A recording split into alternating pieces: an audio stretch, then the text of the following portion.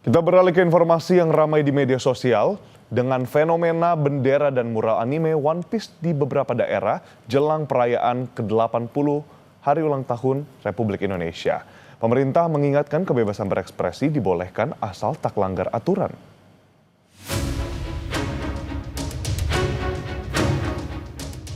Bendera hitam bajak laut bergambar tengkorak Jolly Roger bertopi jerami khas tokoh utama serial anime One Piece jelang peringatan Hari Kemerdekaan RI menuai polemik. Bendera One Piece warawiri di ruang publik, menjelma jadi protes sosial di jalan raya hingga jagat maya. Warga bilang ini bentuk ekspresi. Idenya masyarakat kita coba ungkapkan di sini. Mereka kepingin ada gambar One Piece, ya kita gambar. Jadi tidak ada pikiran apa-apa. Tapi ini menjadi wilayah yang sedang digandrungi masyarakat. Bendera bajak laut juga dikibarkan para sopir truk di Pelabuhan Ketapang, Banyuwangi, Jawa Timur. Sopir truk frustasi, tertahan berhari-hari dalam antrean panjang menuju penyeberangan ke Bali. Menurut saya ini protes dari rakyat, karena saya rasa sih untuk sila kelima sudah tidak ada bagi rakyat kecil. Sopir kemacetan ini ya cukup melelahkan. Soalnya di sini juga berapa hari biaya juga membengkak. Di Sragen, Jawa Tengah, gambar mural One Piece di Jalan Kampung Dukuh Dayu Sragen dihapus, bahkan disaksikan aparat dalam sebuah video yang beredar. Bupati Sragen menyebut bentuk ekspresi tak boleh mengganggu fasilitas publik. Itu hanya bagian dari ekspresi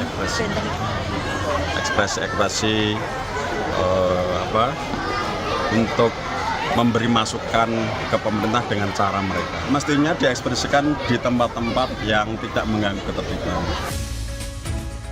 Cerita One Piece mengeksplorasi tema persahabatan, kebebasan, dan perlawanan pada ketidakadilan. Dikisahkan soal pemerintah dunia melindungi Tenryubito, bangsawan yang arogan, untuk melanggengkan kekuasaan, pajak yang dibayar tapi tak kembali ke rakyat dalam cerita itu. Para pejabat negara bereaksi. Ada yang menganggap bendera One Piece bentuk kreativitas. Itu wujud ekspresi warga yang tentunya banyak harapan, banyak ekspektasi juga begitu ya.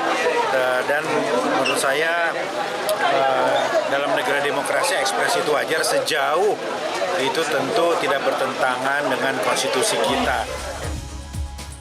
Ada pula yang cemas, pengibaran bendera bajak laut topi jerami ini jadi upaya provokasi hingga mengarah ke tindakan makar. Menko Polhukam Budi Gunawan menilai mengganti merah putih dengan bendera simbol-simbol fiksi tertentu adalah upaya provokasi dari sebagian kelompok yang ingin menurunkan marwah bendera perjuangan. Ada konsekuensi pidana dari tindakan yang mencederai kehormatan bendera merah putih. Menko Polhukam Budi Gunawan tegaskan, pemerintah akan mengambil tindakan hukum secara tegas dan terukur jika ada unsur kesengajaan dan provokasi, demi memastikan ketertiban dan kewibawaan simbol-simbol negara. Sementara itu, Wakil Ketua DPR Sufmi Dasko Ahmad menyatakan tak mempersoalkan soal bendera One Piece. Secara keseluruhan bahwa kreativitas pengibaran bendera dan juga pemakaian bendera One Piece itu menurut kita nggak ada masalah. Menteri Sekretaris Negara bilang ada banyak cara melampiaskan ekspresi pada pemerintah. Mensesnek bilang pemasangan bendera One Piece jelang HUT RI jangan mengganggu kesakralan bendera merah putih.